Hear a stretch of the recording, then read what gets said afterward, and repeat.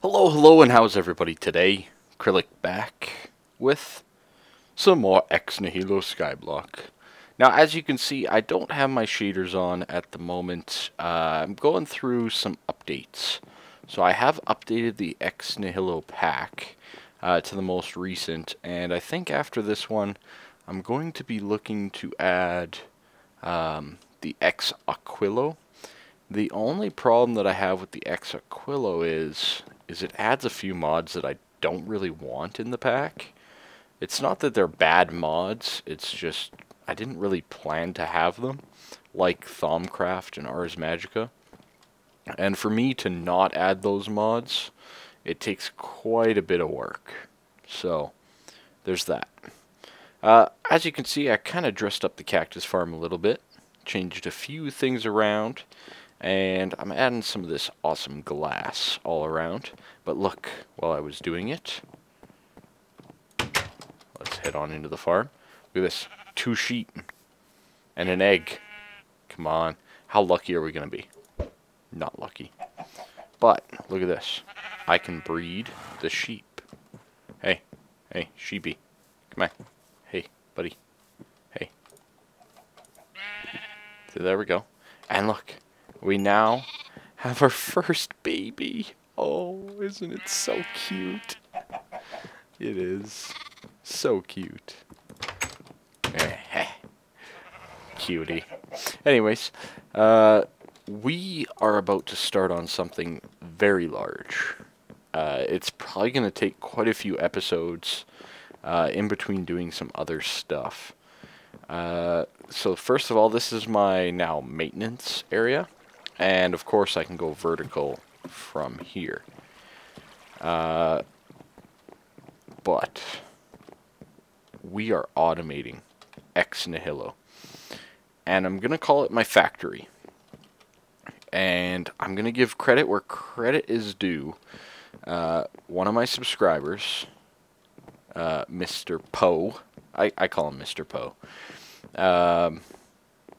he did a ton of work on his own little world, and he was doing it live streaming. He had like basically no viewers, but he was doing that work more or less for himself because he found it fun, and a little bit for me. So thank you very much, Mr. Poe. And he showed me it today, and it's freaking awesome. Okay, so we are going to get started on our factory. So I think this will be our living quarters, you know, kind of where we start off the series and this and that. Obviously we're going to have a nice big cactus farm tower over there. This is all going to be converted a little bit. I got plans. We're going to have our mob tower over there, which is going to work perfectly. So I'm thinking the factory, I'm trying to decide where I want it to go. And I'm thinking right over here. You know, we can have the trees in the middle. But then I was also kind of thinking that maybe we should just start it out somewhere else. Maybe like out here even. So let me think about it a little bit here while I get a few things together, mainly resources. And I'll be back with you shortly. Alrighty, so we're back, everybody. I've gotten a few things together. What? I didn't want to sleep. I'm in no threat. So I kind of decided that my factory building's going to start up here. And we're going to make it so that barrels and whatnot, well, not barrels, chests, and our sorting system is going to be along here. So everything that happens in this general area is going to be based on that. Now, the whole concept behind this automation is the sifting. So we do need a sifter, and the other thing that we need is an autonomous activator from thermal expansion. And then just kind of collecting an array of different machines and whatnot together, along with piping, to get this to all work cohesively as a unit. So let's get one piston. Clear that. Let's get our pneumatic servo. And let's get our first autonomous activator. So this guy here is kind of the whole reason it works. For this to work, let me say, in the Ex Nihilo config, you do have to change the setting to allow automation of this sifter. I found that out. If you're on the Magic Farm 2-pack, I believe it's default. So that's one of those things. By the way, I'm also streaming this, so hi streamers. Oh, phone be vibrating, I tell you. But this is also going up on YouTube. Okay, so the autonomous activator is a simple device, and what it does is it right-clicks or left-clicks, depending on what you want it to do, on an adjacent block. And I want it to aim level and round-robin item use. Okay, so now let's test this. What? Oh, there we go. So if I take this gravel that I just pulverized up and I throw it in the autonomous activator, you'll see that it adds it to the sifter, and it's continually right-clicking that sifter now. So, soon enough... Oh, wait for it, wait for it. Oh, nothing. We got nothing on the first try. I tell ya. I tell ya. Calls? You don't want calls. But, as this goes, voila, we got our first chunk of items. Okay? I'm going to stop this for right now, just because we have no auto-collection system. Alright, but the proof of concept is there. So the autonomous activator will sift out the items in the sifter, and now we just need a way to collect it. So basically from this point on, we can use water, hoppers, and a whole bunch of different systems to get it to work. To start off, I am going to be focusing on just the dust. Oh, I misclicked, I tell you.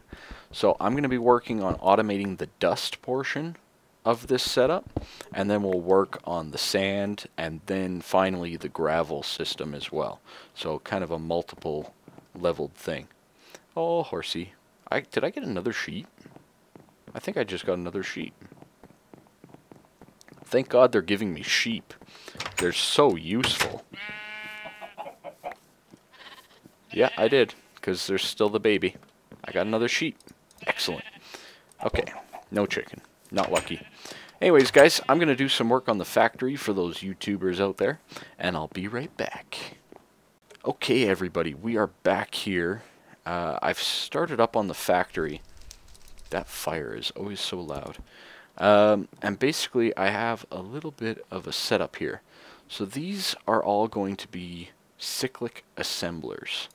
And what those do is they accept a pattern and they'll do certain things. So any of the pulverized sand that we get from the sifting of the dust is going to, all of a sudden, it's going to get sifted, it's going to find its way into this chest, and then item ducts are going to move it over the cyclic assemblers, which will put it into block form, and then it'll go into these furnaces.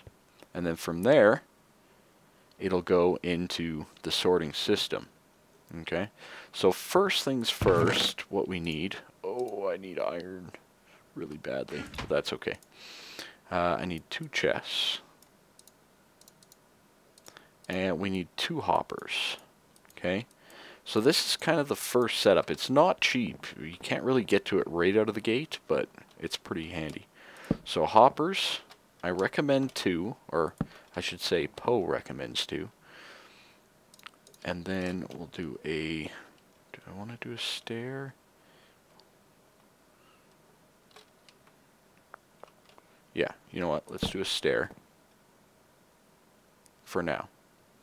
Okay, and then we're going to place the water on top. So now the water is flowing on top of the sifter down across the hoppers. And I just don't want it flowing all over the place. And I still want to be able to check this chest. Eventually what I want to do is, I probably won't ever open this chest, so it'll probably just become a solid block. Then, from there, if we have some dust, let me just get a quick bit of dust here going. So then we'll have our dust. And the dust, like I demonstrated, will go into the autonomous activator at the back here. Like so. It's getting sifted. Can see. Stuff will pop out, maybe. Of course. Oh, there it is. Is it coming? Excellent. So we got pulverized lead and bone meal. Just from using that wonderful activation. So all we need to do now is basically set it up so that we can autofill this with dust. And it'll auto work its way into this chest. Not bad, right? Not bad at all. So I'm going to get to work. I'm going to do a little bit more on the factory. Setting up some of the item ducts and stuff like that. We're going to build, well, some of these cyclic assemblers. I need a whole bunch of iron, so I'm probably going to be grinding out with the Twitch people on my current setup of a semi-automatic factory. And then we'll go from there. So, if you're watching this video on YouTube, thank you very much for watching. Leave a like, subscribe, do all that fun stuff, tell all your friends. Make sure you subscribe to me on Twitch, because every once in a while, I might just do a random live stream. So, yeah, there's that.